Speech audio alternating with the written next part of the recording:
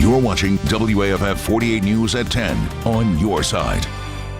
As storms roll in, many of you out there are capturing Mother Nature at work. Take a look at this scene from Lauderdale County tonight. This is courtesy of Douglas Butler, one of our viewers. You can see lightning flickering in the clouds, and apparently you could see this sight for miles. Good evening, everyone. Thanks for joining us here online for WAFF 48 News at 10. I'm Margot Gray. Meteorologist Jeff DeNoyer's here. So, Jeff, everyone is talking about this online. The camera pointed south. Pointed south. All the storms are down towards Birmingham, creeping up into Coleman County now, and it's been a light show for much of the Tennessee Valley.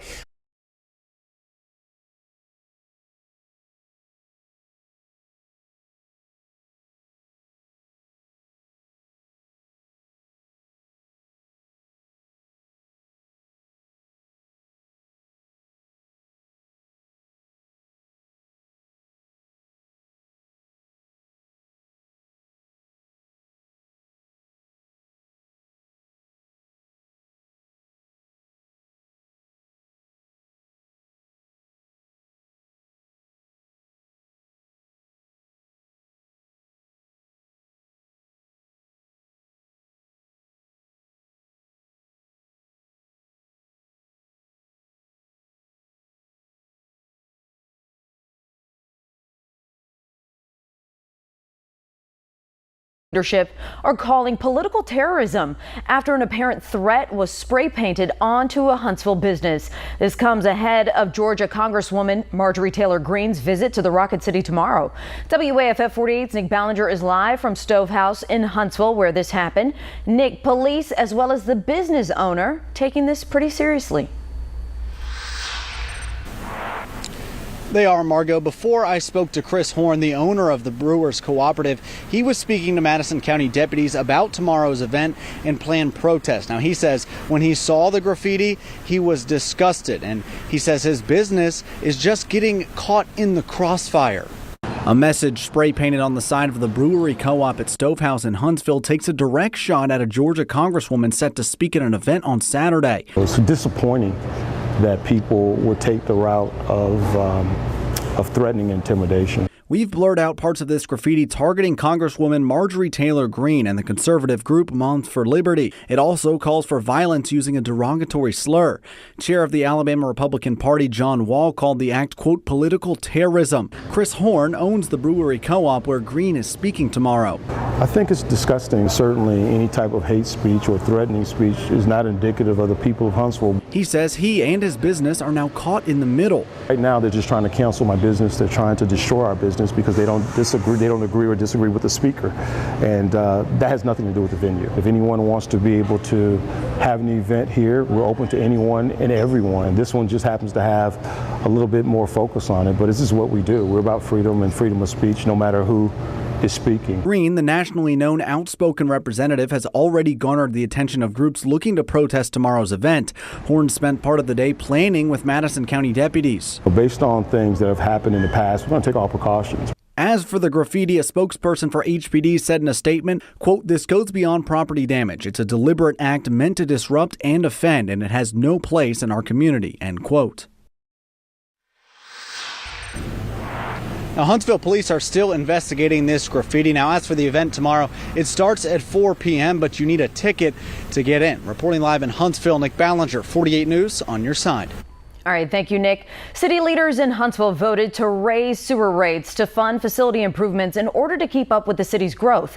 The need for more infrastructure is also starting to affect surrounding cities, though. The city of Owens Crossroads was utilizing Huntsville's sewer treatment facilities. When Huntsville needed to end that agreement due to its own needs, it left Owens Crossroads with a facility not large enough to handle its population. The city was awarded $7 million in grant money, but due to rising construction costs, it fell short of the needed amount. The Alabama Department of Environmental Management has now given the city a $3 million fully forgivable loan to meet the $10 million goal. Now you have over 3,000 people in the city limits, and we've grown over the last 12 years probably by 1,000 or more people. So that's created the need for a new sewer plant with bigger capacity. Well, the city already had its groundbreaking for that facility back in November of last year. Well, Huntsville Utilities is ending its opt-out option for homeowners to not have smart meters installed on their homes. Notices went out last month, and over the past 2 weeks, crews have been going out to homes, changing out those old electric meters. So that's what brought out a handful of Huntsville Utility customers to confront city council members last night.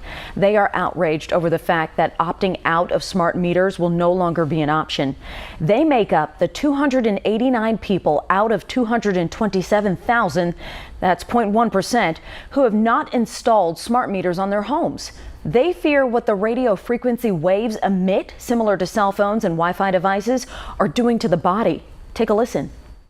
Upon installation of smart meters, people will complain of symptoms like headaches, ringing ears, dizziness. If a smart meter is forced on us and attached to our home, it would be attached outside our bedroom wall by our bed. We would have to take drastic and expensive procedures to protect us, or we would have to find a place to move. The rollout of digital smart meters without full consent, without opt-out options, and in violation of basic property rights is not progress, it's coercion. A Huntsville Utility spokesperson says the smart meters send out a short pulse every 15 minutes to be read, and the frequency is no stronger than a cell phone. He also said this comes down to costs and not paying workers to physically read meters anymore. According to the American Cancer Society, studies have not found a clear link of smart meters increasing cancer risks. Well, we're on your side tonight after the Alabama Law Enforcement Agency conducted a multi-city operation resulting in the seizure of large amounts of drug paraphernalia in stores across the state. So details were released in a news conference today with Attorney General Steve Marshall. Special agents raided CBD and vape shops in parts of Central and South Alabama. In the investigation, it was discovered that some products had a higher THC level than what is allowed under law. Following the year-long investigation, Marshall says the goal is to hold businesses accountable and protect communities in the state. We heard disturbing facts from a local DA who was able to share what sort of egregious conduct that was going on in certain businesses with regard to exposure to minor to illicit materials. This is an important thing for communities to engage, to understand that there are lawful ways of being able to sell certain products, and there are clearly illicit operations that need to be stopped. So what does that mean for shops here in North Alabama? This raid comes just days before House Bill 445 goes into effect, limiting THC products to 10 milligrams per serving. It's an issue shops like OD Smoke and Vape in Decatur are facing, with products sold with at least 40 milligrams. The owner says they mostly cater to older customers and not those trying to abuse the drug. The hemp laws are affecting people who are just trying to sleep or control pain or take care of issues that nothing else is working for. So he added that the upcoming ban will leave the store with little to no hemp products available and would turn to selling tobacco-only products. That ban is set to take effect on Tuesday, July 1st. Well, the main lock for Wilson Dam is set to reopen after closing down in September. It cost around $20 million to repair the lock after cracking was found in the chamber gates. Before the cracking, the Wilson Dam could allow up to 9 barges to pass through, but when it closed for repairs, that was just limited to 1, causing a major backup. Leaders are hoping these repairs will hold up for the long run. I think we'll get a better understanding based on the results of their study as to whether or not these gates will be replaced in the near future, and if that's the case, these repairs should certainly help bridge the gap between now and that point in time. Officials believe the lock could open as early as Monday and should take about a week for that backlog of barges to clear. A Russellville man was arrested following a crackdown on illegal dumping in the city. Take a look at your screen right here. Following many complaints from residents, the city of Russellville installed surveillance cameras in locations known for illegal dumping. 24 hours later, Russellville police captured its first culprit. Cirillo Nunez was arrested and charged with criminal littering after cameras caught him dumping trash on the side of the street. Criminal littering is considered a Class B misdemeanor in Alabama, which carries a fine of up to $500. Well, the Walker County Sheriff could lose his law enforcement certification following an indictment. The Alabama Peace Officer Standards Training Commission says it plans to revoke Sheriff Nick Smith's certification as well as the chief deputies. Both are accused of hiring non-certified deputies to work as school resource officers. So the twist here is even if Sheriff Smith loses his certification, he can still serve as sheriff. That is because Alabama law does not require sheriffs to be certified. But a former police chief says he believes sheriffs need certification to help set the tone for the entire department. If you're going to lead a law enforcement agency, it would be pragmatic for that chief law enforcement officer, in this case the sheriff, to have the powers of arrest, the power to investigate, the power to carry a weapon as a law enforcement officer.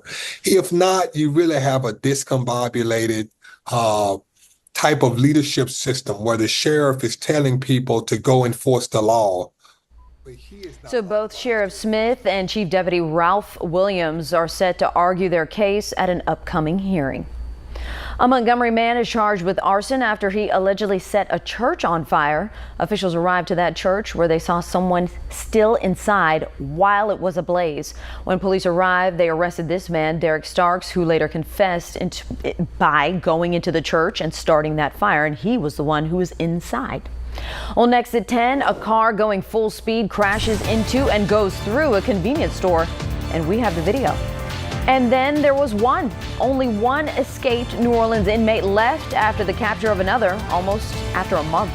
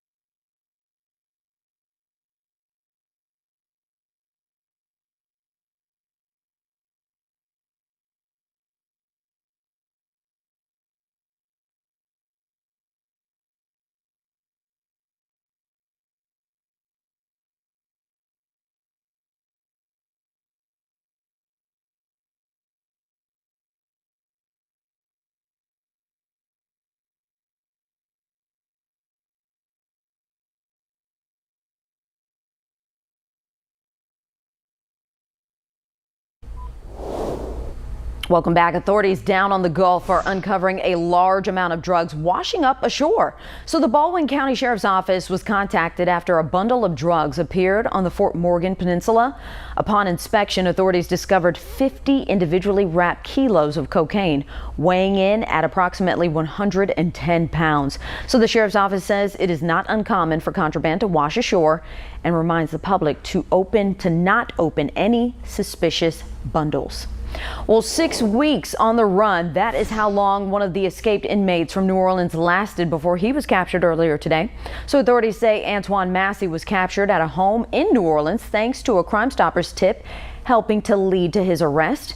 Massey was part of the 10 inmates who broke out of jail last month, 8 of which who were captured prior to today.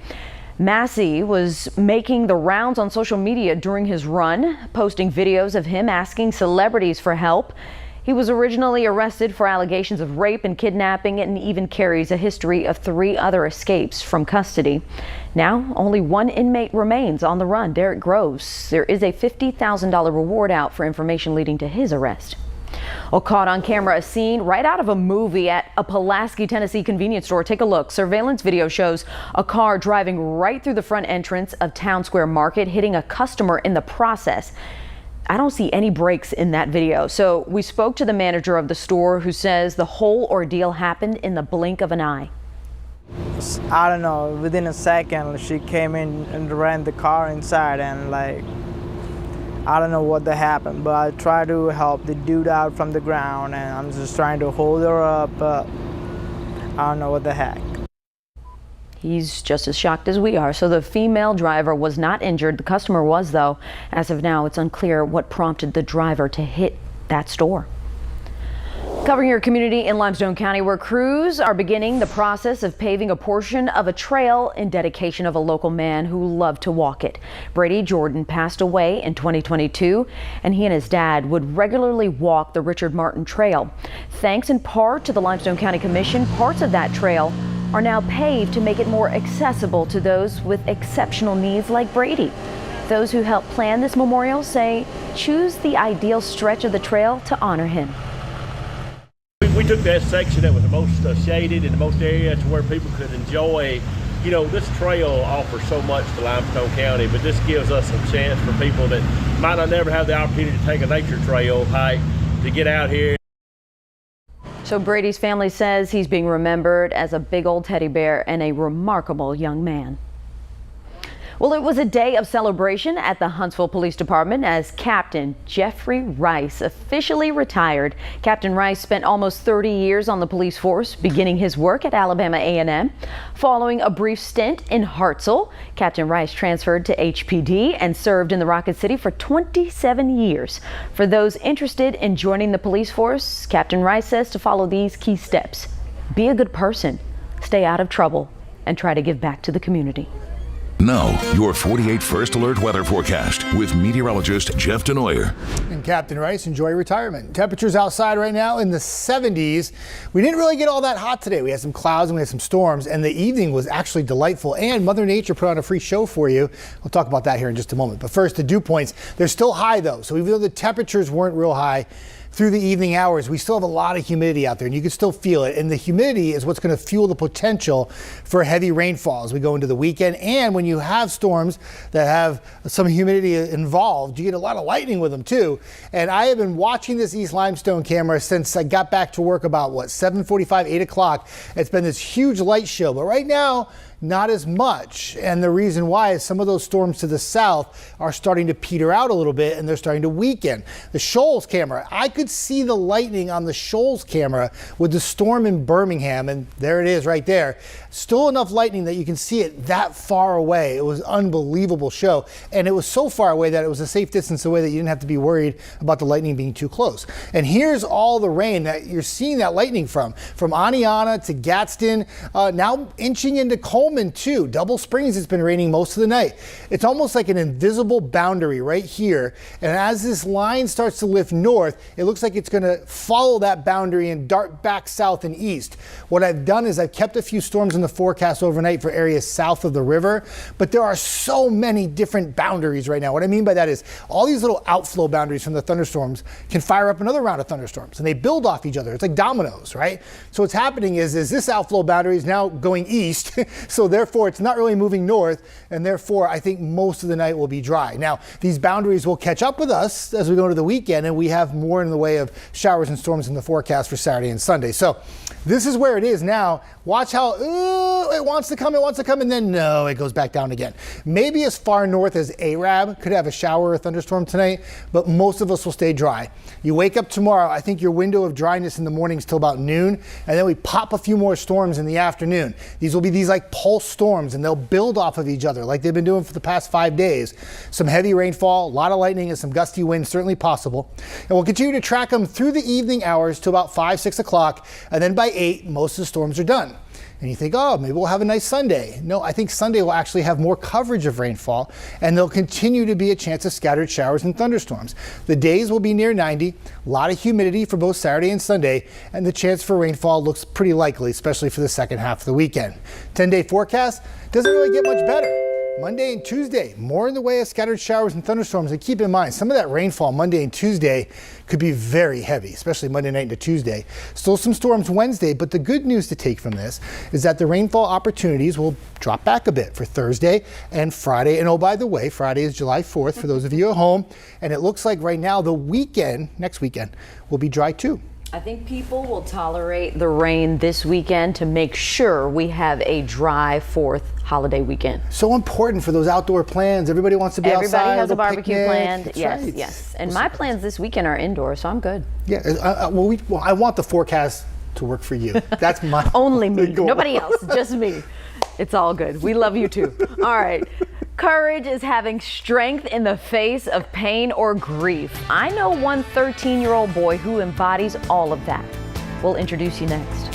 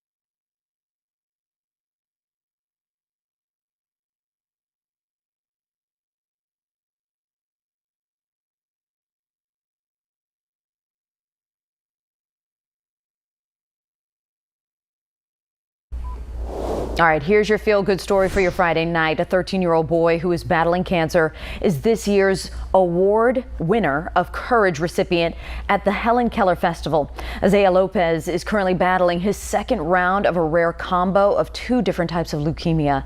He was in remission in 2023 following a 2-year battle, but received the news that he didn't want to hear. His cancer returning just a year later.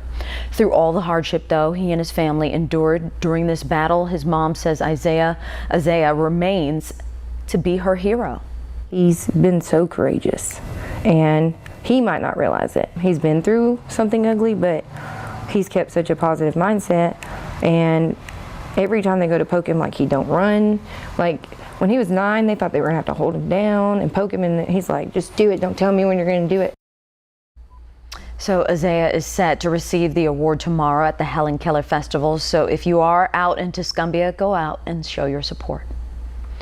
Still ahead, more golf on the way from Burning Tree Country Club. Sports Director Carl Prather has a recap from the Daikin Spirit of America Golf Tournament, still going next.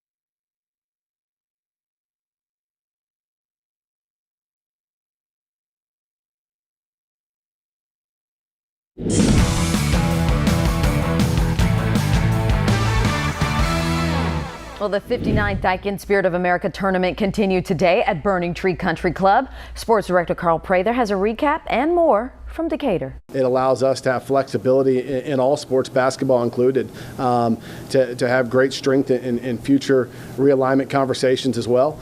So I think it's a win for all sports, and this isn't just a football piece where you hear a lot of the realignment is football based at the FBS level. This is truly something that strengthens our entire league. That was Director of Athletics at North Alabama, Dr. Josh Looney, discussing the athletic department and sports programs for the Lions moving to the United Athletic Conference July 1st of 2026. So the Lions played in the Atlantic Sun Conference in all sports. Now with the partnership with the A-Sun, the Lions and 3 schools from the Western Athletic Conference will make the move to form a new United Athletic Conference for all sports and separate championships from the A-Sun. The Atlantic Sun will field a conference as well and house championships within their league in all sports. The United Athletic Conference will have 7 of the 8 programs within the league playing football, while the Atlantic Sun will play all sports besides football.